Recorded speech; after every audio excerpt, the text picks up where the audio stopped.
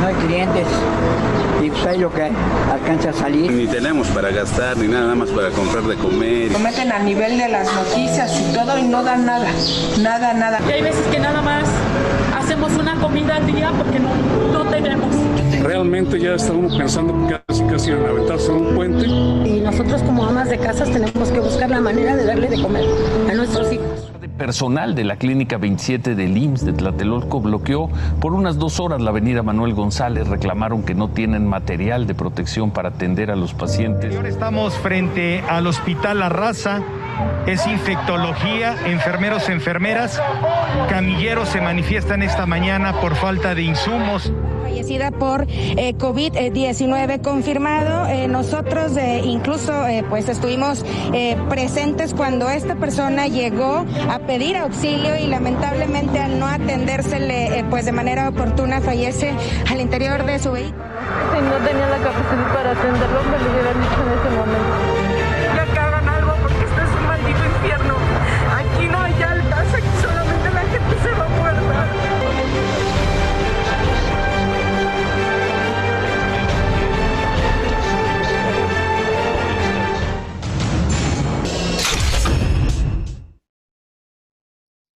Sin insumos, la mitad del país sin agua, y esto se suma a los grupos de personas que se aprovechan de la emergencia para realizar robos. Hoy se reportaron 2 saqueos. La madrugada de hoy, 10 sujetos saquearon un Oxxo de la colonia petrolera en Azcapotzalco, en la Ciudad de México. Registró 8.640 ilícitos de alto impacto, lo cual generó un promedio diario de 105. 5 ilícitos se incrementaron. El robo a transportistas se disparó 116%. Este fin de semana, médicos y enfermeras denunciaron agresiones en su contra que van desde negarles el acceso al transporte público hasta arrojarles agua con cloro. Paciente de COVID está contagiando a todo mundo, familiar agresivo, sí, y está agrediendo, está invadiendo todas las áreas libres y limpias. Este organismo de la Guardia Nacional, pues no solo representa una respuesta parcial e incompleta ante los problemas de la inseguridad y la violencia, sino además generaría el riesgo de vulnerar los derechos humanos y debilitaría la institucionalidad civil y democrática del país. Según cifras oficiales, durante marzo, mujeres en situación de violencia hicieron diariamente 155 llamadas de auxilio al 911 cada hora. Pues yo creo que si el gobierno no nos ayuda en este aspecto, va a venir una ola de violencia y de desesperación por la gente. La gente va a tomar sus propias decisiones y va a acabar mal. Esto va a acabar mal.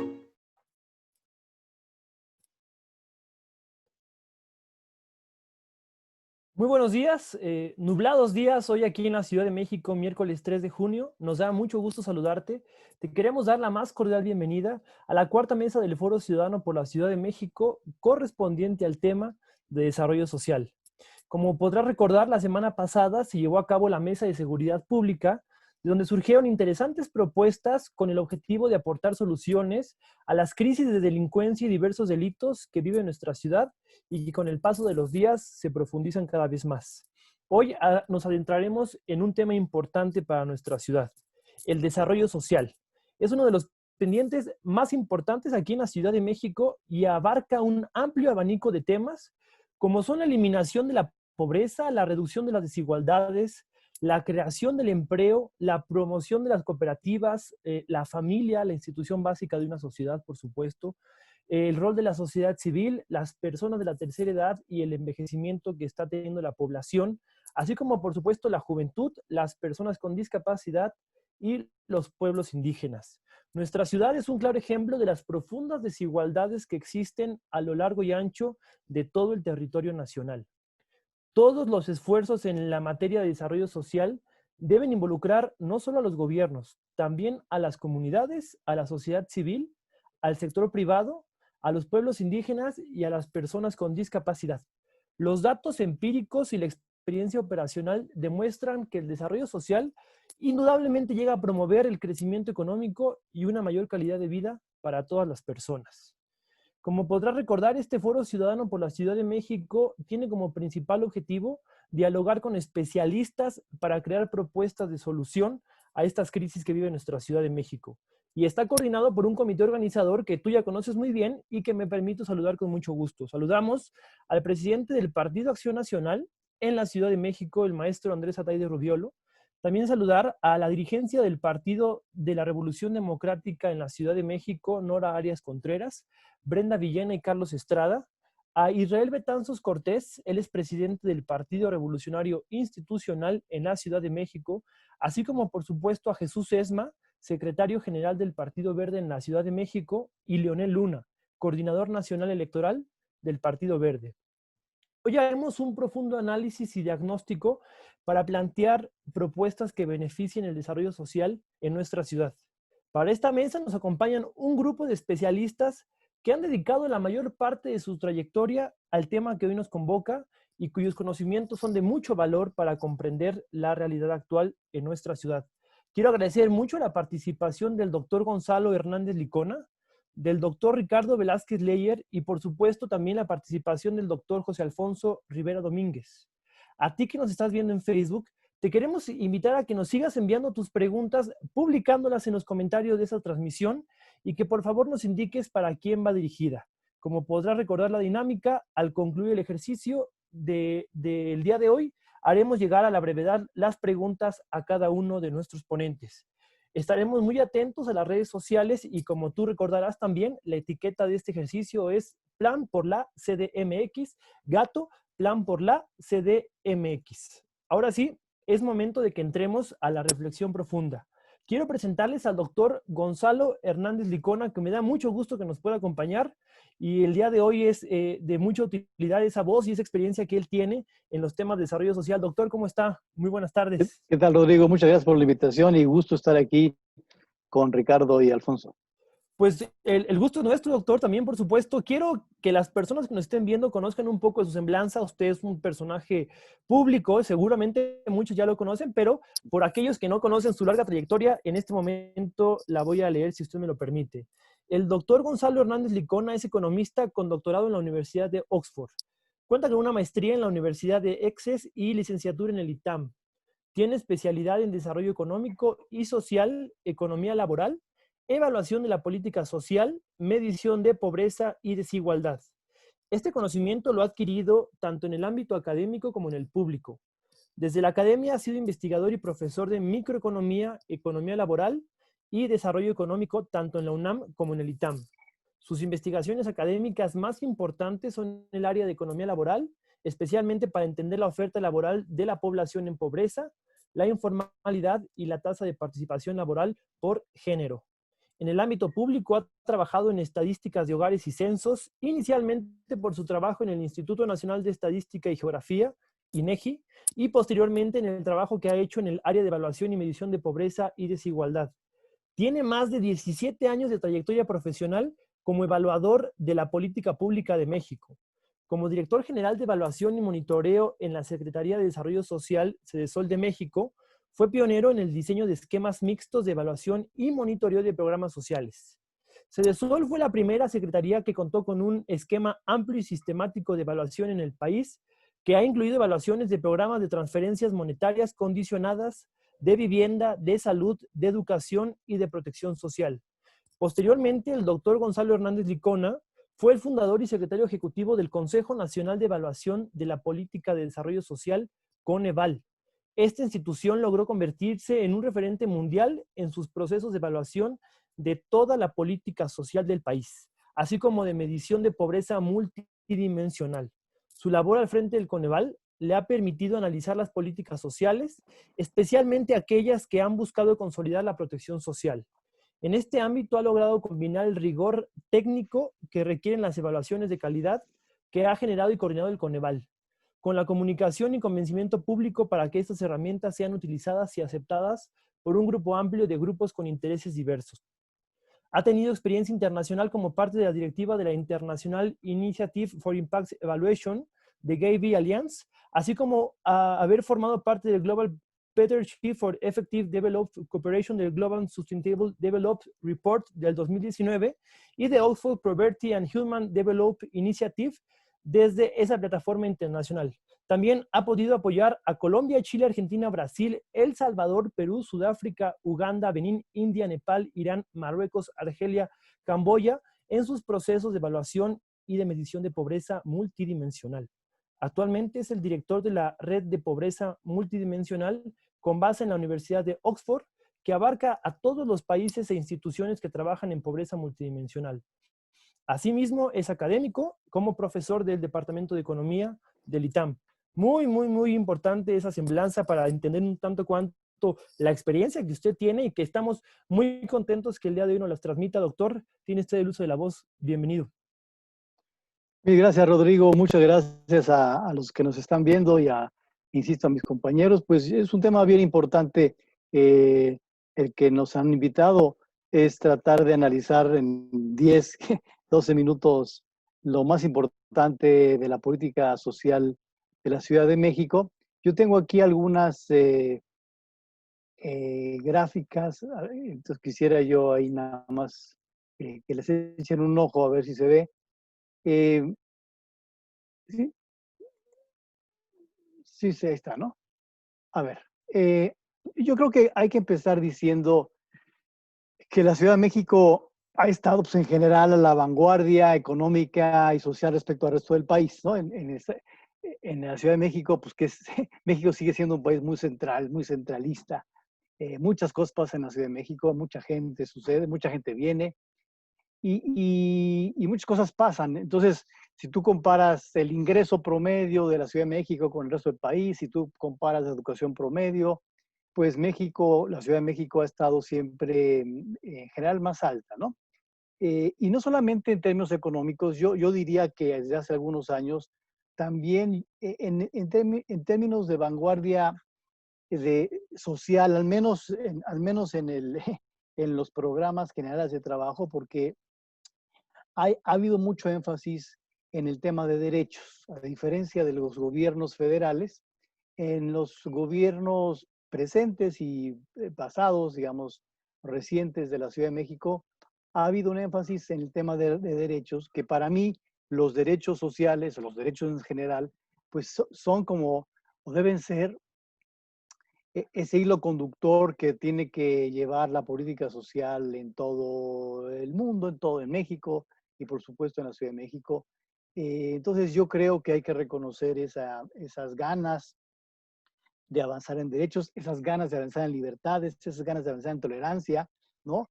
En México y el mundo es un país diverso, entonces yo sí apoyo personalmente, más allá de lo que dicen los derechos, pues la libertad de todo el mundo, que haga con su vida lo que se le pegue su regalada gana, ¿no? Y si se quieren casar personas del mismo sexo, de diferente sexo, pues que se casen, y si quieren adoptar, que adopten. Es decir, la libertad para mí es bien importante y por lo tanto me parece que el énfasis que ha hecho la Ciudad de México ha sido bien importante y hay que preservarlo y ojalá avance en otros países. Los estados del norte son un poco más rejegos a las visiones diferentes, con todo respeto, está todo dar, cada quien que piensa lo que sea, pero yo digo que, insisto, si la gente quiere hacer con su vida lo que le dé la gana, que haga con su vida lo que le dé la gana. Y ese ambiente es mucho más claro en la Ciudad de México. En todo esto yo quiero enfocarme en 3 retos de la Ciudad de México desde mi punto de vista, que quiero comentar. Uno, en el tema del ingreso laboral, del avance, de la evolución. 3, desigualdad. Y tercero, en el tema de los programas sociales y en medio de los procesos de evaluación. Entonces, quiero empezar con esta gráfica. Esta gráfica, el Coneval la genera cada trimestre. Es el avance del ingreso laboral. Es la evolución del ingreso laboral per cápita, de cómo la gente en la Ciudad de México puede ir comprando cosas con su ingreso laboral, con su lana de la chamba, ¿no? Y tú puedes ver el descalabro, incluso para la Ciudad de México, de lo que pasó en el 2008, 2009, y hoy por hoy, de hecho, no nos hemos recuperado del 2008, 2009, ¿no? Al final, a lo mejor hay chance de decir, oye, ¿y qué va a pasar con COVID? Bueno, pues con COVID puede pasar algo similar, que nos va a tardar mucho en recuperar el descalabro que está sucediendo ahora Entonces, bueno, en el caso de la Ciudad de México, esto ha pasado en donde baja drásticamente, se estabiliza en 2015, tiende a subir en 2014-16,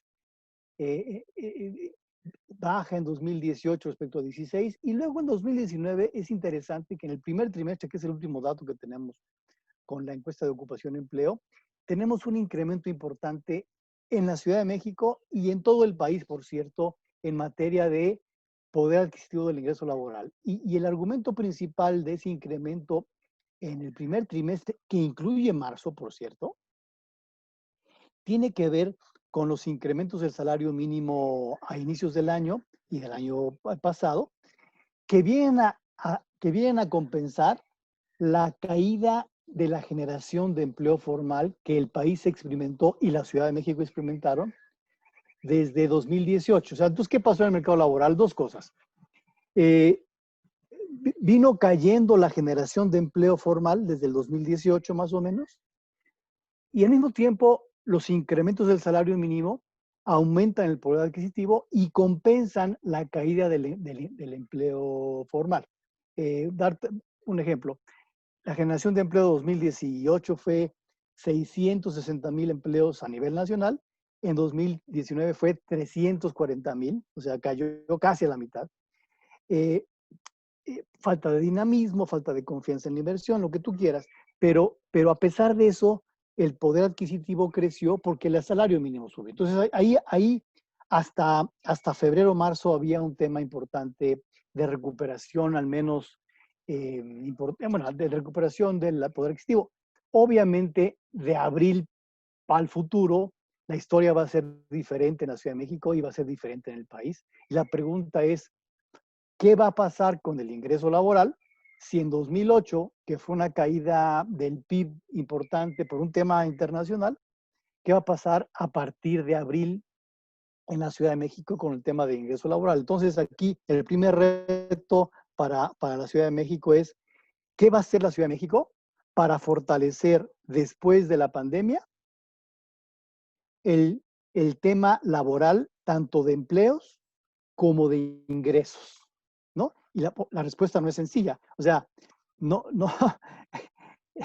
si Dos Bocas no va a ser suficiente para generar empleo, pues menos en la Ciudad de México. Tampoco el Tren Maya. Ese no le pega a la Ciudad de México para nada. Más bien es qué cosas sí se podrían hacer, y es un reto para la Ciudad de México, para fortalecer la generación de empleo y el ingreso laboral. Esa es generación de empleo. Pobreza. ¿Qué le pasó a la pobreza de la Ciudad de México del 2008 a 2018? Pues subió. Tuvo ahí un aumento, una reducción en 2016, que en general al país le fue bien en 2016. Y en 2018 subió, a diferencia del país. En el país la pobreza bajó en 2018 y en la Ciudad de México subió. No es que haya subido muchísimo, pero esa gráfica a lo mejor lo magnifica, pero subió. Entonces, un reto para la Ciudad de México es qué conjunto de cosas se pueden hacer para volver a reducir la pobreza en la Ciudad de México. Y es una combinación de, insisto, mercado laboral.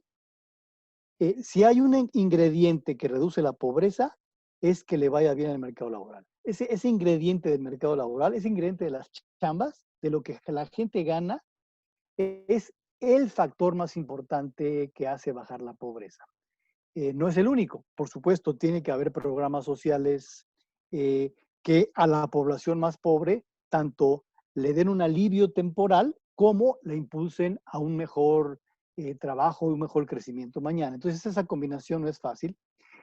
Insisto, si subió en 2018 la pobreza, en 2020 va a subir otra vez, porque el COVID nos está pegando a todo el mundo, incluyendo la Ciudad de México. Por lo tanto, esa gráfica para el 2020, si es que se llega a medir la pobreza, va a ser mayor. El reto pegado con el anterior es cómo mejorar el mercado laboral y cómo reducir los niveles de pobreza que van a subir aún más en el 2020. Luego, desigualdad. La desigualdad es otro elemento fundamental del desarrollo de un país. O sea, yo digo, hay tres cosas en las que hay que fijarse si un país o una sociedad le va bien. ¿Cómo van generando el ingreso del trabajo todo el mundo? cómo le va la pobreza y cómo le va la desigualdad. A la desigualdad sí es relevante. Y sí es relevante por un tema de justicia distributiva, ¿no? Está muy fácil que nos vaya bien, digamos, a lo mejor a nosotros, porque fuimos a escuelas buenas, porque tuvimos buenos maestros, porque tuvimos facilidades en la casa, porque luego eso nos llevó a universidades nacionales, posiblemente extranjeras, y luego regresamos a ganarla. Pues esa historia está bonita cuando tú de entrada tienes una posición más o menos fácil. Un indígena que llega de Chiapas a la Ciudad de México y aquí se queda a vivir con las carencias que ya tiene arrastrando él, ella, hoy y su familia de hace 50, 100 años, es difícil que esa persona tenga las oportunidades similares a las que tenemos los que estamos aquí presentes. Y por lo tanto es injusto que a un país, simplemente por la suerte de vivir, de nacer en un municipio, en una calle, en una casa, te toque vivir diferente. Por lo tanto, la desigualdad importa por un tema de justicia y importa por un tema de generación de ingreso y de generación de valor agregado como país, como sociedad. Si solamente una fracción, digamos, pequeña de las familias, de las personas son las que se involucran en innovación, en creación de empleos, en entrar a mercados, en entrar a la política, y estás dejando a una parte de la población que no tiene chance de entrar, lo que está haciendo esa sociedad es que está dejando de utilizar los recursos para todo el mundo. Entonces ya llevo ahí 11 minutos, termino en un par de minutos. Lo que quiero mostrar aquí es que con este indicador que se llama detail, que es una forma de medir la desigualdad, vemos que en desigualdad, en ese momento que era 2014, con los ingresos del módulo de condiciones socioeconómicas de México, Puebla era el más desigual, después Coahuila, después Quintana Roo, y el DF en su momento, Ciudad de México, era como el nivel 6, ¿no? Ese es si tú ordenas por desigualdad. En cambio, si tú dices, ¿qué estado contribuye más a la pobreza? La pregunta es diferente porque va a contribuir más a la pobreza nacional una combinación de una desigualdad alta y un ingreso generado alto en el país en relación, en el estado nacional al país. Entonces, la pregunta de ¿cuál es la contribución más alta de la desigualdad nacional del 100% de desigualdad que está aquí abajo? El 11.7 lo aporta la Ciudad de México. Y el segundo lugar es el Estado de México, el tercero es Puebla, el cuarto es Jalisco. A lo que voy es, a pesar de que la Ciudad de México no es la entidad más desigual del país, es la que más aporta a la desigualdad nacional cuando agregas y desagregas el indicador de desigualdad como el TAIL o incluso como el Gini. A lo que voy es, hay un reto para el país y para la ciudad el poder tener elementos sociales y económicos que reduzcan la desigualdad, porque si se reducen en la Ciudad de México, se reduce fuertemente en el país. En cambio, si se reduce en Tlaxcala, la desigualdad, pues está padre que se reduzca en Tlaxcala, simplemente que eso casi ni pinta en la desigualdad de todo el país. En el caso de la Ciudad de México, sí. Y finalmente termino diciendo, un tercer reto me parece es de qué manera la Ciudad de México no olvida y tiene un conjunto de programas y estrategias sociales para fortalecer el acceso efectivo a los derechos. Y el acceso efectivo a los derechos va más allá de la transferencia monetaria. O sea, la transferencia monetaria está muy de moda hoy en el gobierno federal y en el gobierno de la Ciudad de México. Es insuficiente para el acceso efectivo. Una beca a la escuela sin que la escuela mejore, no estamos dándole a la población acceso efectivo. Estamos dándole una lanita para que vaya a la escuela, pero si la escuela es de mala calidad, el acceso efectivo no se da. Si la salud, el servicio es de mala calidad, el acceso efectivo no está. Si hay lana para mujeres con hijos y luego no hay guarderías, o no hay estancias, pues se queda con la lana, pero no hay el acceso efectivo. Entonces, ¿de qué manera preservar y fortalecer el acceso efectivo vía los programas? Y en medio de eso la transparencia. Como ustedes saben, hay una instancia pública en la Ciudad de México que es Evalúa Ciudad de México, que es una instancia que busca evaluar con transparencia la evaluación.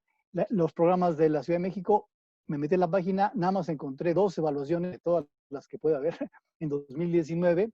Una muy interesante, la Red de Mujeres para la Igualdad, básicamente lo que dicen es, ese programa es insuficiente para resolver los problemas de igualdad y violencia para las mujeres. Es una evaluación, me parece muy sincera, pero aquí el reto es, ¿qué más tiene que evaluar la Ciudad de México para poder tener información que le sirva, por más cruda que sea, a las autoridades? Y un reto del programa de adultos mayores que no encontré ninguna evaluación, no sé, digo, lo que pasó con adultos mayores me pareció un poquito medio gandalla, porque el gobierno federal eliminó el programa local y lo adoptó como el programa nacional, ¿no? Entonces le quitó a la Ciudad de México la facultad de atender a los adultos mayores y se los agandalló el gobierno federal con altas ineficiencias. Antes, la tarjeta que le llega a los adultos, con ella poder ir al súper y en esta transición, se atrasaron los pagos, en algunos desaparecieron, y luego muchos adultos tenían que caminar a un lugar a recibir su lana de la mano. Es una absurdez y una tontería mayor, básicamente por culpa del gobierno federal, que se agandalló el programa de la Ciudad de México, que no es que funcionara perfecto, simplemente que no hacía que los adultos mayores hicieran colas enormes. Entonces, yo sí creo que la transparencia, que es característica, o bueno, que busca ser característica de una democracia, y de ahí la importancia de Evalúa Ciudad de México, y de ahí la importancia de la Agencia Digital de Innovación Pública, que yo creo que está haciendo un trabajo muy importante, lo que están haciendo en materia de COVID, lo que están haciendo en materia de robos, es bien importante, es bien innovadora, literalmente. Yo creo que hay que continuar para señalar las broncas que tenemos e ir para adelante. Muchas gracias. Doctor Gonzalo Hernández Licona, muchísimas gracias por esta breve, yo no diría breve, más bien diría concisa explicación que nos acaba de dar. Ingreso del trabajo, pobreza, desigualdad, por supuesto que son índices importantes para saber cómo va avanzando la ciudad. También, por supuesto, me llama mucho la atención esa argumentación que usted tiene, que es muy lógica y que coincide con muchos problemas de la ciudad, que si se mejoran en la Ciudad de México puede tener un impacto en todo el país, ¿no? Eso me parece realmente fundamental, porque pues, nos damos cuenta de la importancia que puede tener mejorar la calidad de vida de la Ciudad de México, incluso para todo el país, por el efecto capital. Yo quería hacer una pregunta que nos siguen escribiendo en redes sociales. Les quiero agradecer mucho las preguntas que nos están poniendo. Por favor, no se les olvide ponernos para quién va dirigida. Estamos leyendo cada una de sus preguntas y nos pregunta Eduardo Arriaga Morales. Le pregunta, doctor Licona, ¿qué beneficios tendría la reducción de impuestos por parte del gobierno al sector empresarial y a la población? Creo que esta pregunta es interesante porque pues, se menciona que escuchamos en medios de comunicación a los opinólogos en sus columnas que si se condonan impuestos favorece y beneficia a toda la población. ¿Usted cómo podría explicarnos a los que no están tan familiarizados con estos temas, que son a veces un poco complejos de entender, si tiene realmente para usted un beneficio que se condonen impuestos a empresas y cómo eso beneficia o cómo impacta en la economía de una casa, de un hogar? Dependiendo para qué. Yo creo que en la coyuntura del COVID sí se sugirió por muchas fuentes y muchas voces de poder alivianar a las empresas ante esta tragedia y poder tener un conjunto de apoyos que pueden ser una parte la condonación de impuestos. Yo digo más que la condonación, posponer el pago de impuestos, hacerle más fácil a la empresa chica, mediana, grande, sobre todo las chicas y las micros que no tienen liquidez para poder solventar el pago del trabajo cuando el trabajo no está siendo, donde el trabajo, la gente está despidiendo a la gente. La gente está siendo despedida, de ahí la medición del INEGI tan importante, básicamente porque si no hay lana no hay cómo pagarle. Me decía una señora del mercado de Coyoacán, tuve que dejar ir a 4 personas de mi puesto porque no tengo forma de pagarles si nadie me compra tacos. Si nadie te compra tacos, pues no tienes cómo pagar a la gente, y dejó de ir 4 personas. Por lo tanto, la condonación yo no le llamaría condonación, le diría posposición de impuestos. En la coyuntura me parecía, es una de las posibles rutas para salir más rápido de la pandemia, pero en general, si tú me dices, oye, hay que condonar los impuestos a la gente, yo digo, en el largo plazo, pues no, güey. Pues hay que pagar impuestos todos, cabrón, ¿no? Más bien hay que pagar más impuestos para todo el mundo. Y en México queremos servicios de calidad sin pagar impuestos y la gente hace mil argucias por no pagar impuestos, por lo tanto yo creo que en el largo plazo no es una buena idea. Es buena la respuesta que usted nos da, porque pues todos decíamos, pues sí, ¿por qué no se condonan, no? Pues si eso beneficia, si están diciendo que eso beneficia, pues ¿por qué no lo hacemos? Pero esa respuesta técnica, académica que usted nos acaba de dar es muy buena. Es más, los gobiernos locales tienen que cobrar impuestos porque se hacen patos y no cobran nada. Todo el mundo quiere dejar de pagar, por ejemplo, la tenencia. Dejar de pagar tenencia pues, es una decisión totalmente populista y electorera barata, donde la gente dice, yo soy buena onda porque no te... No, güey, estás perdiendo lana. Sí, estás cargándole a la federación que te pague lana porque tú no quieres cobrar impuestos locales porque le sacas al parche. Entonces, me parece una irresponsabilidad muy grande de los gobiernos locales. No, totalmente. Y a colación, esta anécdota la quiero traer. Mencionaban cuando Netflix, esta plataforma de películas en línea, sube sus precios por el tema de impuestos y que hubo muchas quejas.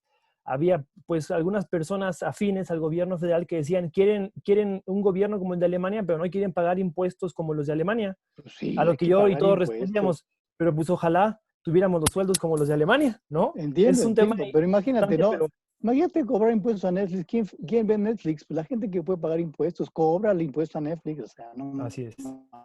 Es importante. Yo creo que esta reflexión que usted nos da sobre la importancia de tener responsabilidad de pagar nuestros impuestos, si queremos avanzar como sociedad, como ciudad, como país, pues tenemos que cumplir con las obligaciones que tenemos como ciudadanos, ¿no? Es tarea de todos, no solo del gobierno, vaya, ¿no?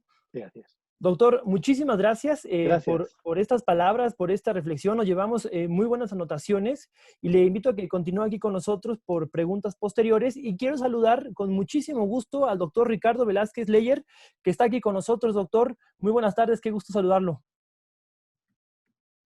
Muchas gracias, agradezco mucho la invitación y es un gusto también estar aquí compartiendo el espacio con el doctor Hernández Licona y con el doctor Rivera. Pues déjeme un poquito leer su semblanza para que las personas que nos están viendo conozcan un poco su trayectoria, que va de universidades extranjeras y nacionales, muy completo a mi parecer. El doctor en política social, doctor Ricardo Velázquez Leyer, se tituló por la Universidad de Bath y es maestro también en políticas públicas por la Universidad de Manchester. Es profesor investigador del Departamento de Ciencias Sociales y Políticas de la Universidad Iberoamericana de la Ciudad de México, desde enero del año 2017 y coordinador de la maestría en Sociología y el doctorado en Ciencias Sociales y Políticas desde enero del 2018. Tiene experiencia laboral previa de docencia e investigación en la Benemérita Universidad Autónoma de Puebla, la UAP, y la Universidad de Bath, y como profesor invitado en la Universidad Libre de Berlín. Miembro del Sistema Nacional de Investigadores SNI, nivel 1, especialista en política social comparada en América Latina. Publicaciones diversas en revistas académicas de alto impacto sobre el sector de la vivienda, reformas de sistemas de salud, la formulación de programas de transferencias condicionadas para el combate a la pobreza y el impacto de impuestos, salarios y programas sociales en niveles de pobreza.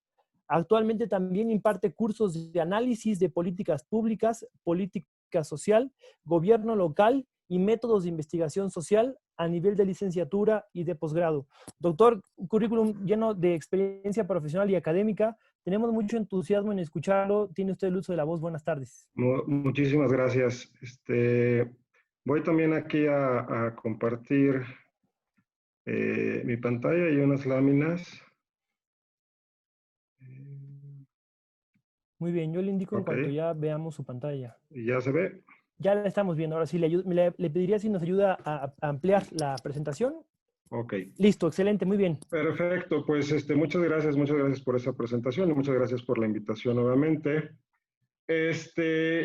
Yo quisiera llamar la atención más que sobre el caso específico de la Ciudad de México, sobre reformas de política social que se pueden considerar necesarias, no solo a nivel de la Ciudad de México, sino en general en la política social del país, ¿no? Primero quisiera empezar por resaltar el hecho de que la política social se ha ampliado a niveles sin precedentes en el país en todo lo que va de este siglo. Esa expansión quizás empieza en 1997, con la creación del primer programa de transferencias condicionadas, que en aquella época se llamó Progresa, después cambió el nombre a Oportunidades y después a Prospera. Entonces, el gasto social se incrementa, muchas familias que antes no recibían nada o recibían muy poco por parte del Estado, empiezan a recibir servicios y transferencias del gobierno, tanto a nivel federal como a nivel local, ¿sí? Entonces, venimos de un proceso de ampliación muy importante. Ahora bien, ese proceso de ampliación tampoco ha sido óptimo, y ha habido, se pueden identificar diversas deficiencias, fallas, y yo creo que esta pandemia ha resaltado estas fallas que se presentan en esta trayectoria que hemos seguido de la política social en lo que va del siglo, y también ya en las reformas más recientes que ha introducido este gobierno federal y algunos gobiernos locales. ¿Sí? Como mencionaba el doctor Hernández, la creación del nuevo programa de pensiones universales, ¿no? Una reforma más reciente a nivel federal y que impacta a nivel local. Entonces, en mi opinión, la pandemia ha resaltado muchas de estas fallas de la política social, tanto a nivel federal como a nivel local. Existen entonces ciertos tipos de reformas que se pueden adoptar, creo yo, para atender estas fallas. Estas reformas en las que me enfoco aquí en esta presentación, pues podrían aplicarse en diferentes tipos de políticas sociales, ¿no? Diferentes áreas de la política social, tanto en temas en área de salud, de pensiones, transferencias a familias, prestaciones de desempleo. Existen entonces, bueno, puede haber varios tipos de reformas, cosas que se pueden hacer para mejorar el impacto de las políticas sociales en las familias. Yo quiero llamar la atención a cuatro aspectos nada más, ¿sí? Dos aspectos que tienen que ver con el diseño de la política social y dos que tienen que ver con la implementación. En el diseño yo destacaría la importancia de avanzar hacia políticas sociales más universales y la incorporación de la sociedad civil en los procesos de diseño de política social. En cuanto a la implementación, destacaría dos puntos. La importancia de continuar con el combate al clientelismo político y la atención que merece el trabajo de los funcionarios de primera línea. En mi opinión, la pandemia está destacando la necesidad de estos cuatro tipos de reformas que se requieren no solo para hacer frente a la pandemia, sino también para mejorar el impacto de la política social ya a mediano y largo plazo. Explico brevemente cada uno de estos tipos de reformas. En cuanto al avance hacia el universalismo, ¿a qué me refiero aquí? Bueno, pues a tratar de que la política social llegue hacia el mayor número de personas, hacia el mayor número de mexicanos. Universalismo es lo contrario a focalización, ¿sí? Por un lado existe la opción de focalizar la política social solo en la población en situación de pobreza y por otro tratar de ampliar la cobertura de los programas a sectores que no pueden ser clasificados o que no necesariamente son clasificados como sectores en situación de pobreza, ¿sí? ¿Por qué es importante avanzar hacia el universalismo? Bueno, puede parecer que lo mejor es enfocarse solo en la población en situación de pobreza, ¿sí? Y eso de alguna manera suena lógico, pero no lo es necesariamente, ¿sí? Si revisamos experiencias de otros países, los países que tienen un mayor éxito en el combate a la pobreza y a la desigualdad son los países que tienden a tener más programas universales. Entre más focaliza un país su política social, menos éxito tiende a tener en el combate a la pobreza y la desigualdad.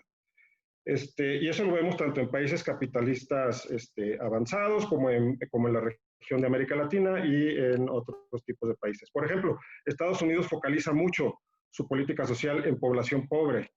Tiene índices de pobreza y desigualdad muy altos, mucho más altos que quizás países europeos o escandinavos, especialmente escandinavos, que tienden a tener políticas sociales más universales. Entonces, eso es algo importante que hay que recordar, porque los países que universalizan más su política social tienden a tener mayor éxito en el combate a la pobreza y la desigualdad. ¿Y cuál es la explicación de esto? Bueno, los programas universales permiten agregar las preferencias a favor de la redistribución, ¿sí? Y eso acaba beneficiando a la población más pobre. Los programas universales incentivan el pago de impuestos y permiten incrementar los recursos disponibles para los programas sociales. Como mencionaba el doctor Hernández, es importante que el Estado cuente con recursos en estos momentos críticos, ¿sí? El Estado requiere de esos recursos. Tenemos que avanzar hacia una mayor recaudación fiscal. México recauda muy poco, inclusive comparado con otros países latinoamericanos. Bueno, el universalismo en la política social es una manera de promover el pago de impuestos. Esto es, cuando una persona que a lo mejor es de clase media o clase media baja, que no es clasificada tan pobre como para recibir algunos programas focalizados, cuando esa persona percibe que está recibiendo algo del Estado, bueno, pues tenderá a pagar impuestos y tasas quizás mayores porque recibe algo a cambio, ¿no? Porque espera recibir algo a cambio, ¿sí? Entonces, de esa manera es como los programas universales incrementan el presupuesto total del gobierno, por lo tanto los gobiernos pueden destinar más recursos para la política social y eso acaba beneficiando más a los sectores más pobres y más vulnerables. Es difícil crear programas universales al estilo escandinavo, en donde de repente todos por el derecho de ciudadanía vamos a tener acceso a un sistema de salud como lo podrán tener en Dinamarca.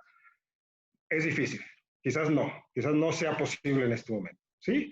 Pero sí es importante dar pasos hacia ese universalismo, ¿sí? Destacaría la importancia de incorporar a las clases medias, sobre todo, ¿sí? Y que la política social puede sellar cierta alianza a favor de la redistribución, ¿sí? Cuando las clases medias comienzan a recibir prestaciones y servicios, comienzan a quizás buscar o contribuir más a través de impuestos para el financiamiento de la política social, puede tener entonces más éxito en los gobiernos en el combate a la pobreza y la desigualdad. Los programas universales promueven una auténtica construcción de solidaridad social y ciudadanía, ¿sí? El universalismo es una herramienta para promover la solidaridad social. Eso en cuanto al universalismo. En cuanto a la incorporación de la sociedad civil, ¿por qué es importante la incorporación de la sociedad civil? Porque es la sociedad quien conoce las causas de los problemas, ¿sí? Y aquí se trata entonces de incorporar la voz de la sociedad civil organizada y no organizada, para identificar cuáles son las causas de los problemas sociales, cuáles son los objetivos que entonces debe perseguir el gobierno para atender esas causas y cómo se deben diseñar los instrumentos para alcanzar esos objetivos y cómo evaluar esos instrumentos, ¿sí? Hay esfuerzos, hay avances importantes en México. El mismo Coneval es un ejemplo de actores de la sociedad civil involucrándose en la evaluación de acciones de gobierno, ¿sí? La recomendación sería continuar con esas medidas, ampliar esas medidas, institucionalizar estos mecanismos de participación ciudadana. El objetivo o la misión es detonar procesos de aprendizaje social. Decía una cita de Alexis de Tocqueville, que es un filósofo allá del siglo XIX. Él decía, la participación de la ciudadanía en los asuntos públicos constituye la escuela de la democracia, ¿sí? Los espacios de participación ciudadana es la forma en como la gente aprende a ser democrática, aprende a deliberar, aprende a discutir y aprende a aprender, ¿sí?, sobre cómo resolver sus propios problemas. Entonces, la participación de la sociedad civil no solo es importante en términos, digamos, ya de diseño y evaluación de políticas públicas, sino que también puede constituir esas escuelas de democracia que son tan necesarias, en mi opinión, en este momento en el país, ¿no? Eso entonces, en cuanto a dos aspectos del diseño que creo que son se pueden resaltar y sería importante atender tanto a nivel federal y por supuesto también a nivel de gobiernos locales o estatales, ¿no? En cuanto a la implementación, el combate al clientelismo, insistir en el combate al clientelismo. Ha habido éxitos muy importantes en el combate al clientelismo en México. Desde la creación del Progresa, cuando se empiezan a publicar reglas de operación de los programas sociales, se publica la ley de desarrollo social. Entonces, hay avances. Es posible combatir el clientelismo en este país y la evidencia ahí existe. Bueno, hay que insistir en eso, ¿sí? El clientelismo es muy resistente. El clientelismo se presenta en muchos tipos de sociedades, ¿no? Un ejemplo es Italia, por ejemplo, que tiene una política muy, muy clientelar. Hablando de un país no latinoamericano. Entonces, este sería otro reto entonces, relevante para este momento.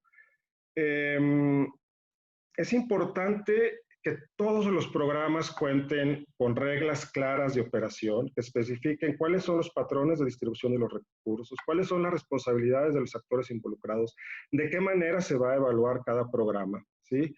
Si no existen estas reglas claras, aunque a lo mejor los actores, los políticos de nivel alto no tengan la intención de que sus iniciativas se utilicen para fines clientelares, sin la existencia de reglas claras para el diseño y evaluación de las políticas y la implementación, se abre la puerta al clientelismo, ¿sí? Y actores entonces, políticos, funcionarios públicos o políticos de menor nivel, pues podrán utilizar esos programas para fines clientelares, ¿no? La participación ciudadana constituye también otra herramienta poderosa para combatir el clientelismo, ¿sí? Cuando la familia que recibe, el individuo que recibe prestaciones sociales, se empieza a percibir a sí mismo como un ciudadano, ¿sí?, comienza entonces a exigir respeto a sus derechos, ¿sí? Y se evita que caiga en redes clientelares. El cuarto y último punto, ya casi concluyo, la atención al trabajo de los funcionarios públicos de primera línea, también llamados en la literatura académica burócratas de nivel de calle, por una traducción del inglés, del término en inglés street level bureaucrats. Estos funcionarios de primera línea, ¿quiénes son? Pues son todos los trabajadores del Estado que tienen un contacto directo y constante con la ciudadanía. ¿Quiénes incluyen aquí? Pues por supuesto las enfermeras y los enfermeros, médicos, médicas, todo el personal de salud, pero también maestros, policías, y la gente que realiza los trámites de ventanilla, ¿no? Estos son los trabajadores clave para el desarrollo de las acciones del Estado, ¿sí? El trabajo que hacen no es un trabajo menor, es el trabajo importante, es el trabajo más importante. Sin el trabajo de estos funcionarios no existe la acción del Estado, ¿sí? La acción del Estado es solo discurso. Discurso, palabras escritas o habladas, pero es solo discurso. El trabajo de estos funcionarios es lo que materializa la acción del Estado, ¿sí? Algo muy importante a recordar, la implementación es el paso más crítico en el desarrollo de políticas públicas, ¿sí? La implementación no es un paso menor, no es una etapa meramente administrativa, ¿sí? Al contrario, es la etapa más importante y donde a lo mejor deberíamos de destinar más recursos y poner más atención, ¿sí? Porque algo puede estar muy bien diseñado, pero siempre existirá una brecha entre el diseño y la implementación, siempre.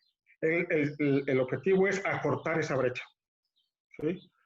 Entonces, importante, poner mucha atención a los procesos de implementación. Y aquí son los funcionarios de primera línea quienes juegan el rol principal, ¿sí? El trabajo de los funcionarios de primera línea permite la reproducción de la sociedad. ¿Qué quiero decir con esto? Sin el trabajo de los funcionarios de primera línea, la sociedad colapsa. ¿Sí? Entonces, todos los esfuerzos de la sociedad, los esfuerzos del Estado, deben de, una buena parte de ellos debe dedicarse al trabajo de ellos. Al mismo tiempo de que son tan importantes, tienden a ser los funcionarios menos capacitados, los peor pagados, los que son siempre culpados por las fallas en la provisión de bienes y servicios públicos. ¿Sí? Entonces, aparte de adoptar medidas para resolver estas deficiencias de capacitación, de sueldos, de los insumos que necesitan para hacer su trabajo, muy importante incorporar su voz en los procesos de diseño. ¿Sí? ¿Por qué? Porque estos funcionarios de primera línea son quienes tienen el conocimiento de la problemática. ¿Sí? Son quienes saben qué está pasando ahí a nivel de calle. ¿Sí? Y son también quienes pueden aportar soluciones. ¿Sí? Igual, retomo aquí el tema del aprendizaje social. Se trata de aprovechar el conocimiento de estos funcionarios para detonar procesos de aprendizaje social. Procesos de aprendizaje social con la sociedad civil, por ejemplo, pero también con los funcionarios de primera línea. ¿Sí? Y bueno, ya para terminar menciono esto. ¿Sí? Este tipo de reformas y muchas otras que puede haber, no requieren tampoco de un impacto presupuestal muy fuerte. ¿Sí? Tienen que ver más con el diseño de las acciones del Estado. Y sin reformas de este tipo, y otros muchos que puede haber, pues es difícil esperar que en el corto plazo vayamos a avanzar de manera significativa en la solución de los problemas de la sociedad y en generar mejores condiciones de vida para la mayoría de la población. Por eso concluyo. Muchas gracias. Doctor Ricardo, muchísimas gracias a usted por esta ponencia que nos acaba de dar, muy humana. Creo que su esencia de la universidad de la que usted proviene es muy notoria en la presentación que usted nos da, muy humana, muy solidaria. Y yo justo quería hacerle una pregunta que también nos han estado haciendo en las redes, cuyas preguntas, por supuesto, agradecemos mucho en la transmisión de Facebook, que nos las sigan haciendo llegar, las leemos con mucho detenimiento.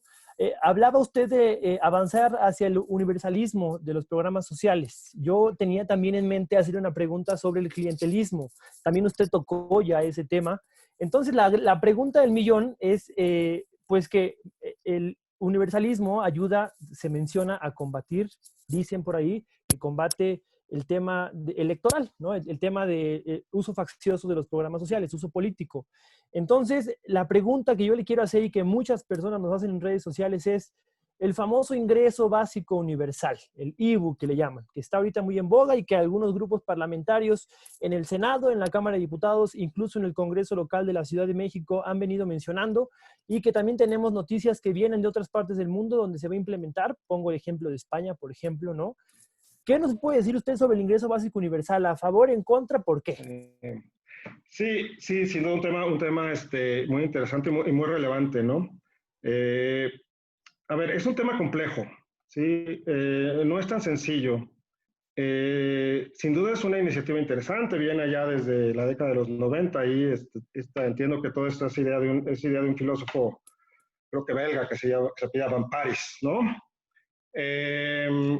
Entonces, puede tener ventajas, pero hay que tener cuidado con las iniciativas de ingreso básico universal, porque pueden tener efectos negativos en el mercado laboral, pueden tener efectos negativos en la formalización del mercado laboral, pueden tener efectos negativos no deseados en los incentivos de la gente para generar mayores ingresos laborales.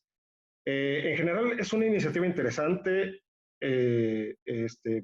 Tenemos la desventaja que no se ha intentado en ningún país actualmente, todavía, a nivel nacional, ¿sí? Hay ejemplos a nivel local en algunos países. Hay algunas iniciativas a nivel nacional en algunos países, pero muy limitadas, ¿sí?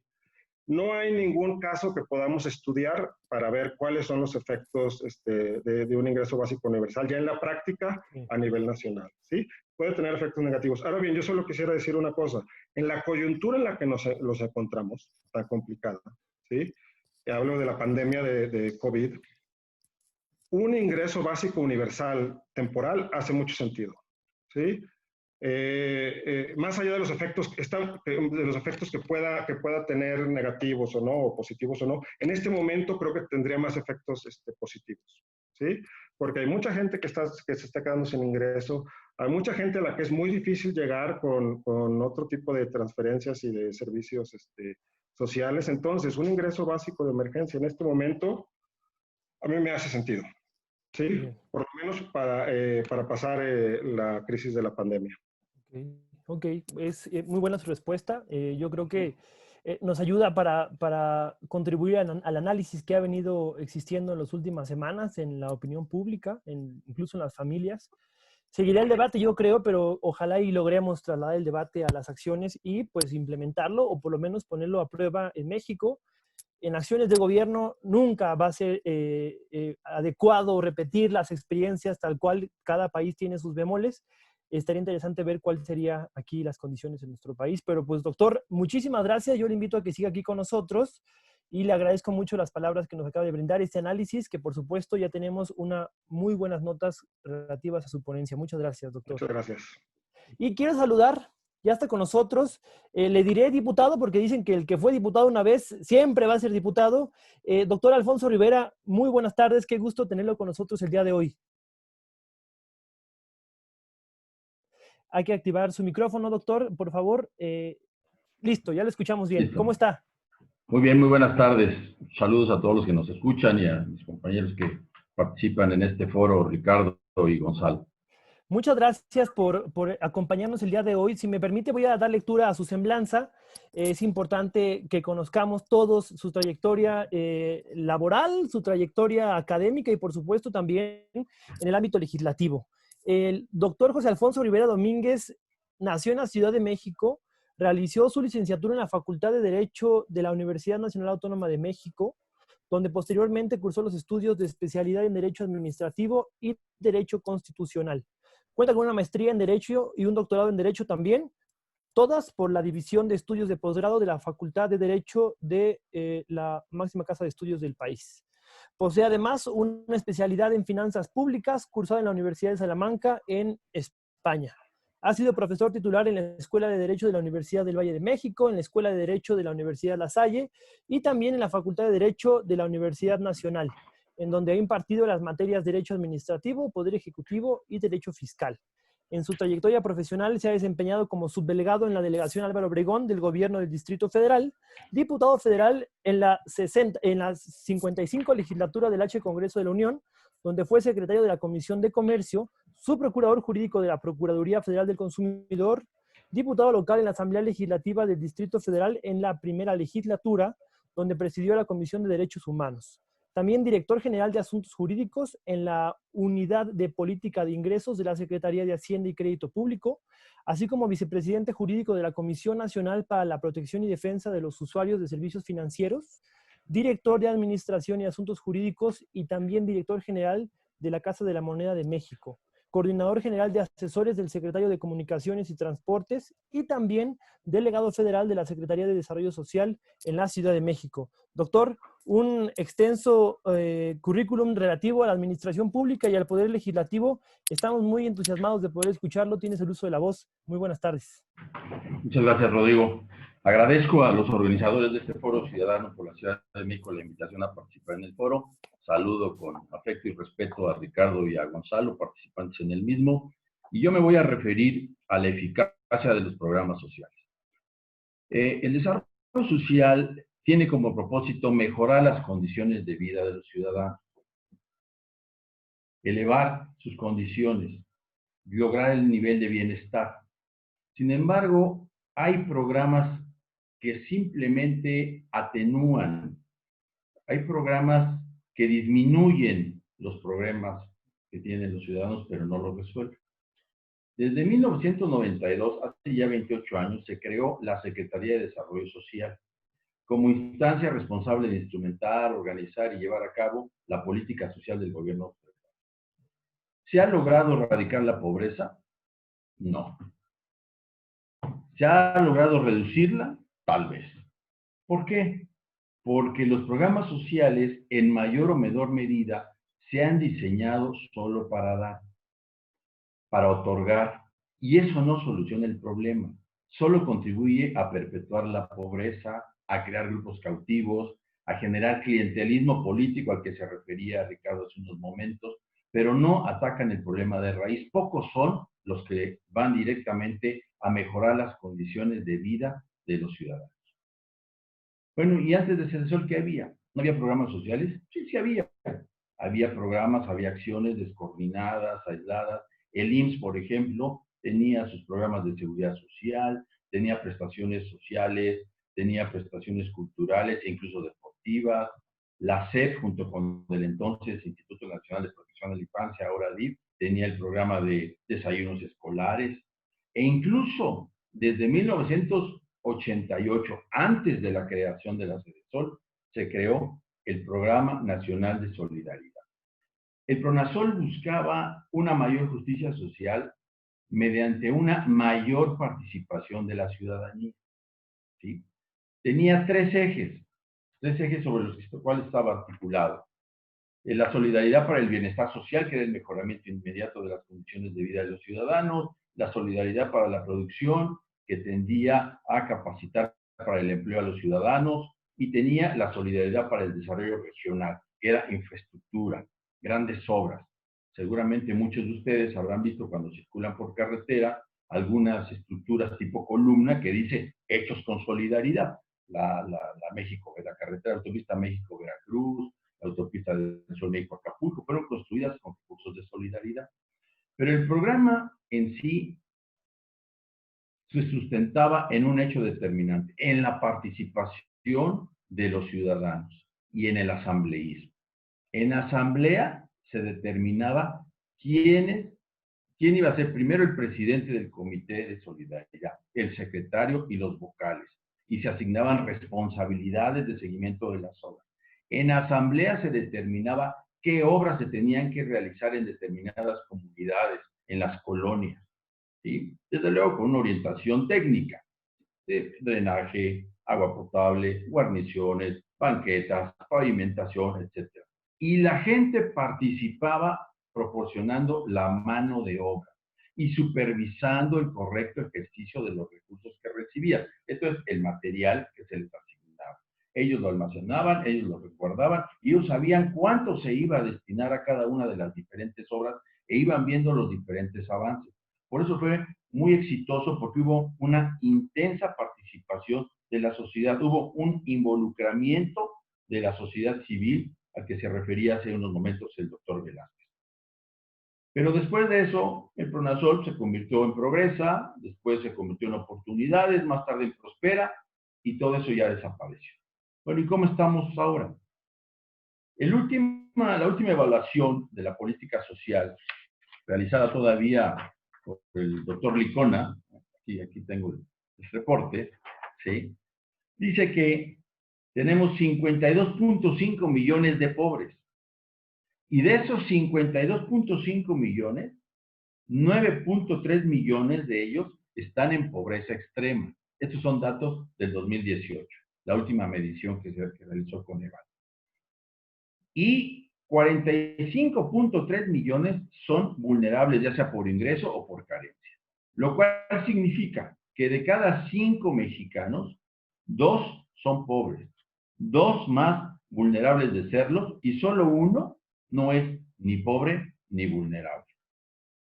Y lo peor es que seguramente estas cifras no van a mejorar, van a empeorar tanto por el COVID como por el diseño de las nuevas políticas de desarrollo social que estamos viendo.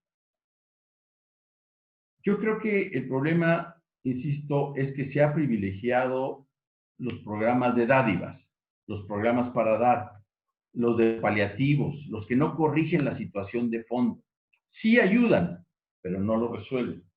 Si a un enfermo de cáncer le damos un analgésico, por supuesto que lo ayuda a no sentir el dolor, pero no lo va a curar, no lo va a erradicar. Ese es el gran problema de los programas. Sin embargo, ha habido programas que sí lo resuelven, como fue en su momento PRONASOL, que transformaba la vida de los ciudadanos, a que me estaba yo refiriendo. Yo recuerdo, porque fui responsable del programa en la delegación Álvaro Obregón, entonces delegación Álvaro Obregón, del entonces Departamento del Distrito Federal, que los llamados técnicamente asentamientos irregulares, comúnmente conocidos como ciudades perdidas, donde la gente vivía en casas de lámina, de cartón, con paredes de envolturas de leche, ¿sí? Donde no había sentido, donde no tenían ningún servicio, lo lográbamos reubicar temporalmente. Llegaban los topógrafos, notificábamos, introducíamos los servicios básicos con la participación de la ciudadanía, drenaje, agua potable, banquetas, guarniciones, etcétera, electrificación, y en meses, esos ciudadanos que habían vivido en una situación de extrema pobreza, transformaban su vida. Transformaban totalmente porque vivían en otras condiciones, ¿sí? Lo lograban. Otro programa más al que me quiero referir, que existía y que fue eliminado con la actual administración, el programa de fomento a la economía social. En el programa de fomento a la economía social, a una persona que demostraba poseer aptitudes o el dominio de un oficio, carpintero, cocinero, costurera, herrero, etcétera, se le capacitaba primero para desempeñarse como microempresario.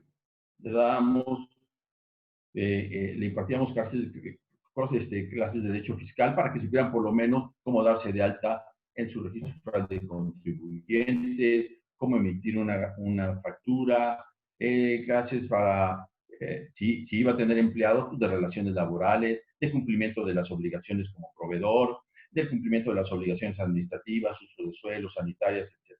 Y quienes aprobaban, se les otorgaba un apoyo económico de 250,000 pesos para la compra de sus insumos necesarios, de su maquinaria y equipo para llevar a cabo su negocio. Cuento dos casos que los recuerdo perfectamente. Una señora que me dijo en Coajimalpa, trabajé 30 años como costurera, ¿sí? Ya tengo aquí mi negocio, en lugar de 4x5, 20 metros cuadrados. Cuando llegué a visitarla para ver en tareas de supervisión cómo iba su negocio, tenía ya 7, 8 máquinas, y se empecé a trabajar yo domino la costura porque trabajé 30 años como obrera. Capacité a 2 de mis hijas, ahora ya estoy contratando personal y estoy ganando en una semana lo que antes no me ganaba en un año. ¿Por qué? Porque además la señora ya estaba surtiendo uniformes para escuelas y había transformado su vida, era ya una microempresaria. Conozco otro caso de unas personas que fabricaban zapatos en la delegación Tláhuac, zapatos de gran calidad. Los apoyamos, recibieron su dinero, transformaron su vida. Se volvieron microempresarios que empezaron a vender su producto a las grandes cadenas comerciales y ya se encontraban en un problema, que les hacían pedidos que no podían ellos cumplir por la cantidad. Les pedían mil cajas de zapato, 1000 de este producto y 1000 de otro. Y no tenemos ese nivel de producción, yo puedo hacer 100 a la semana. Incluso los ayudamos para que tuvieran un crédito blando en NAFIN que apoyaba a microempresas. En fin, este tipo de programas sí ayuda a salir de la pobreza a quienes se encuentran en ella. Pero hay otros que solamente son dádivas. Eliminaron el programa de estancias infantiles, que era un gran programa porque primero generaba empleo. Quienes se hacían cargo de los menores de edad, quienes los atendían, quienes los resguardaban, quienes los educaban, quienes les daban alimento, recibían un ingreso que les pagaba el gobierno federal. Y por otro lado, los padres y madres trabajadoras que tenían que dejar a sus hijos en algún lugar seguro, en un ambiente seguro, tenían a dónde viajarlos y no les costaba. Ahora no lo pueden hacer, porque si lo hacen, pues tienen que pagar. Entonces no lo pueden hacer, los tienen que dejar en otro lugar. Entonces, ese sí era un programa que estaba resolviendo los niveles de pobreza. Me refiero ahora al programa estrella de la administración, a 2 de ellos. El PAM, el Programa de Adultos Mayores, aquí ya lo mencionaba hace un momento. Coincido, por cierto, con el diagnóstico que hizo el doctor Hernández sobre el programa en la Ciudad de México. Coincido absolutamente con ese diagnóstico. Con anterioridad, el programa de adultos mayores se daba a todas las personas que tenían 65 años. De 65 años en adelante. Ahora es de 68 en adelante, salvo que sea población indígena, que sí lo puede recibir a los 65. Pero ahora es universal, a lo que se refiere el doctor Velázquez. El problema de ser universal es que lo recibe hasta la gente que no lo necesita. Hay empresarios, hay artistas, hay deportistas o exdeportistas que lo reciben. ¿Sí? El monto actual, si no mal recuerdo, son 2.620 pesos bimestrales, 1.310 pesos al mes. Entonces, si de ese padrón, que el padrón actual es ya de 7,5 millones de beneficiarios, si consideramos que aproximadamente 500,000 o 600,000 no deberían de recibirlo, se podría incrementar el monto para que recibieran más recursos los que sí lo necesitan. Porque con 1.310 pesos al mes pues no les resolvemos el problema. Es una ayuda. ¿Sí? Es el analgésico al que se ayudó referencia hace unos momentos. Pero no le estamos resolviendo la vida. Van a continuar en esa pobreza. Y muchas personas de los que lo reciben es el único ingreso que obtienen. Con mucha tristeza, es el único ingreso que obtienen. No tienen ningún otro ingreso. En el programa, en las reglas anteriores, solo podían recibir el apoyo aquellos que no tenían una pensión del gobierno federal, una pensión del Seguro Social, una pensión del ISSSTE, una pensión de las Fuerzas Armadas, una pensión de Pemex, etc. Y se tenía que verificar en los padrones oficiales que no estaban recibiendo ese padrón para poderlo recibir. Por eso, el padrón era mucho más bajo. Ahora ha crecido, pero ha crecido en las condiciones porque es universal. Y luego me quiero referir al otro gran programa estrella. Jóvenes construyendo el futuro. En la Ciudad de México, en un estudio que realizó Mexicanos contra la Corrupción y la Impunidad en 2019, nos dice que hay 6,469 centros de trabajo registrados. De esos, solo 763 pudieron ser localizados e identificados. Poco más del 10%. De esos 763, 214 nunca han recibido becarios. 136 sí los recibieron, pero ya no los tienen. 413 quedaron identificados, localizables y con becarios. Lo cual resulta que de los 42,159 becarios registrados en el padrón, solo 1,923 becarios fueron localizados e identificados. Ahí hay un problema grave, porque además le destinan pues, más de 2,000 millones de pesos al año nada más a ese programa. Entonces, en conclusión, yo creo que hay que profundizar en los programas sociales que de raíz atacan el problema de la pobreza, que le permiten al ciudadano mejorar sus condiciones de vida, y no solo una dádiva, que le ayuda, que le auxilia, pero que no lo ayuda a resolver su situación y a mejorar sus condiciones de vida. Ese sería en síntesis mi participación. Muchas gracias por su atención. Doctor Alfonso Rivera, muchísimas gracias. Esa experiencia legislativa, esa experiencia gubernamental que usted tiene, que nos impregna, nos es de mucha utilidad para construir la propuesta que estamos realizando para que a la Ciudad de México le vaya bien. Yo quería que nos pudiera responder de manera muy breve una pregunta. Han surgido ahorita en diversas alcaldías aquí en la Ciudad de México programas sociales de carácter delegacional, digámoslo, de carácter en las delegaciones, en las ahora llamadas alcaldías, ¿no? Para apoyar a los empresarios o para apoyar a comerciantes, por ejemplo. Incluso hasta han salido pues monedas, billetitos, ¿no? En los Obregones, en la alcaldía de Obregón y demás. La gran pregunta es, ¿cómo analiza usted estos programas sociales que intentan salir al quite, intentan apoyar a la población de esas demarcaciones territoriales? ¿Usted los ve positivos o considera que es mejor alinear los trabajos con el gobierno central para no desviar recursos ni atenciones y mejor concentrar todo en una ayuda más completa? ¿Cómo lo ve usted, doctor? Oh, desde luego son positivos. Todo lo que se pueda hacer para mejorar las condiciones de vida de los habitantes, bienvenido. Y siempre han participado los tres niveles de gobierno, tanto federal, estatal y municipal, y en el caso de la Ciudad de México, las alcaldías, siempre. Yo recuerdo que en algunas alcaldías de la Ciudad de México antes tenían el programa mitad y mitad, programas de empleo temporal, ¿no? Limpiaban calles, pintaban y les pagaban. Siempre ha habido ese tipo de programas y son bienvenidos porque le ayudan a la gente, le ayudan a los que los necesitan. Pero insisto, hay que diseñar programas que le permitan salir de la pobreza a quienes están en ella. Bien, doctor. Muchísimas gracias. Quiero agradecer mucho la participación de ustedes tres, la participación del doctor Ricardo Velázquez, del doctor Gonzalo Hernández y por supuesto también del doctor Alfonso Rivera. Quiero enfatizarles que estas ideas que ustedes nos acaban de dar, estas líneas, para nosotros convertirlas en proyectos, en planes, que ayuden a nuestra ciudad a salir de la crisis profunda en la que se encuentra. Ya pudimos dialogar un poco sobre seguridad pública, sobre justicia, también sobre salud y por supuesto también sobre economía. Era muy importante que pudiéramos tener esta conversación sobre desarrollo social, que insisto es que todos tengan las mismas oportunidades y las mismas condiciones de vida para poder desarrollarse plenamente en una ciudad de libertades. Muchísimas gracias a ustedes tres académicos del día de hoy por habernos acompañado. Muchísimas gracias. Hemos escuchado muy interesantes intervenciones. A ustedes, al contrario. Quiero concluir diciendo que hemos escuchado muy interesantes intervenciones que nos permiten visualizar con suma claridad el escenario de desigualdades que representa lamentablemente nuestra ciudad.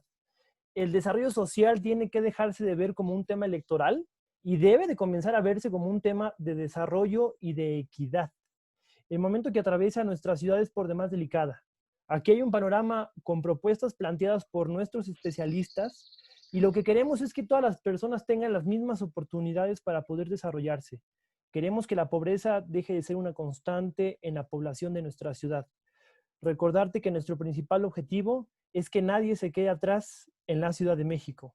Muchas gracias de nueva cuenta al doctor Gonzalo Hernández Licona, al doctor Ricardo Velázquez Leyer y al doctor Alfonso Rivera Domínguez. Así es como el día de hoy concluimos ya la cuarta mesa de nuestro Foro Ciudadano por la Ciudad de México. A ti que nos estás viendo y que nos has visto durante 4 semanas seguidas, quiero invitarte a que estés muy pendiente de nuestras redes sociales y, por supuesto, de los principales medios de comunicación en nuestra ciudad. En breve, en próximos días, presentaremos al gobierno de la Ciudad de México todas las conclusiones y propuestas concretas que tenemos para comenzar a levantar a nuestra ciudad después de esas terribles crisis por las que atravesamos. La Ciudad de México se levanta. Soy Rodrigo Miranda y a nombre de Andrés Ataide, Nora Arias, Israel Betanzos, Jesús Esma y Leonel Luna, deseamos que tengas una muy buena semana. Muy pronto podremos ya por fin encontrarnos y dialogar de manera presencial. Mientras tanto, si te es posible, quédate por favor en casa. Que tengas muy buenas tardes. Excepto si es el presidente. Sí. No, gracias. No hay clientes. Y pues hay lo que alcanza a salir. Ni tenemos para gastar, ni nada más para comprar de comer. Lo meten al nivel de las noticias y todo y no dan nada. Nada, nada. Y hay veces que nada más hacemos una comida al día porque no tenemos. Realmente ya está uno pensando casi en aventarse un puente. Y nosotros como amas de casas tenemos que buscar la manera de darle de comer a nuestros hijos. Personal de la Clínica 27 del IMSS de Tlatelolco bloqueó por unas 2 horas la avenida Manuel González. Reclamaron que no tienen material de protección para atender a los pacientes. Estamos frente al Hospital La Raza. Es infectología, enfermeros, enfermeras, camilleros se manifiestan esta mañana por falta de insumos. Fallecida por COVID-19 confirmado. Nosotros incluso pues estuvimos presentes cuando esta persona llegó a pedir auxilio y lamentablemente al no atendérsele pues de manera oportuna fallece al interior de su vehículo. Si no tenía la capacidad para atenderlo, me lo hubieran dicho en ese momento. Ya que hagan algo porque este es un maldito infierno. Aquí no hay altas, aquí solamente la gente se va muerta.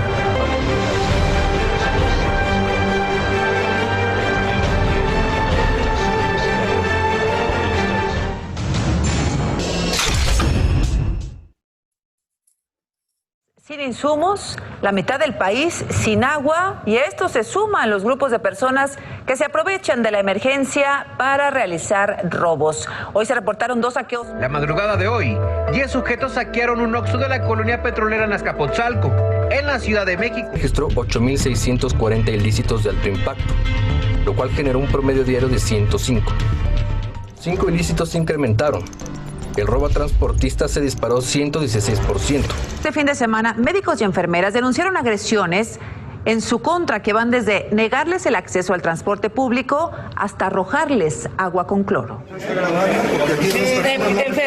Paciente de COVID está contagiando a todo mundo, familiar agresivo, sí, y está está invadiendo todas las áreas libres y limpias. Este organismo de la Guardia Nacional, pues no solo representa una respuesta parcial e incompleta ante los problemas de la inseguridad y la violencia, sino además generaría el riesgo de vulnerar los derechos humanos y debilitaría la institucionalidad civil y democrática del país. Según cifras oficiales, durante marzo, mujeres en situación de violencia hicieron diariamente 155 llamadas de auxilio al 911 cada hora. Pues yo creo que si el gobierno no nos ayuda en este aspecto va a venir una ola de violencia y de desesperación por la gente. La gente va a tomar sus propias decisiones y va a acabar mal. Esto va a acabar mal.